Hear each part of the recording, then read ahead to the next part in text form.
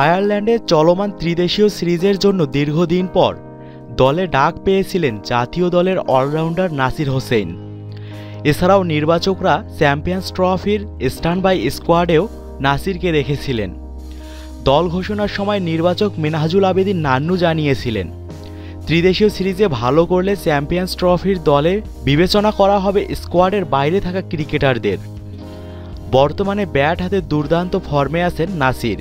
ধারণা করা হচ্ছিল পারফরমেন্সের সুবাদেই জাতীয় দলে জায়গা ফেরত পেয়েছেন মিস্টার ফিনিশার খ্যাত ডানহাতি এই ব্যাটসম্যান। কিন্তু জানা গেল শুধুমাত্র ক্রিকেট ভক্তদের সমালোচনা ঠেকাতেই নাসিরকে আয়ারল্যান্ড সিরিজে দলে রেখেছে নির্বাচকরা। এমনই তথ্য জানিয়েছেন সাবেক অধিনায়ক গাজী আশরাফ হোসেন লিপু। চ্যানেল 24-এর সঙ্গে আলাপকালে গাজী আশরাফ হোসেন লিপু বিসিবির সমালোচনা করে বলেন, নাসিরকে দলে নেওয়া হয়েছে শুধু সমালোচনা কমানোর জন্য।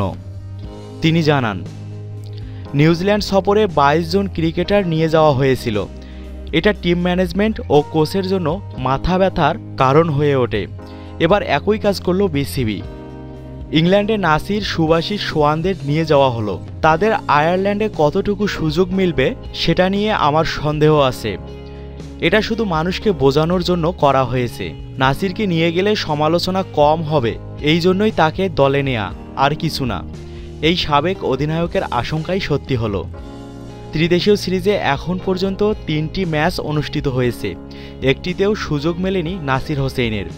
স্বাগতিক আইরিশদের বিপক্ষে নিজেদের তৃতীয় ম্যাচে স্পিনার সানজামুল ইসলামের অভিষেক হলেও নাসির হোসেন উপেক্ষিতই থেকে গেলেন।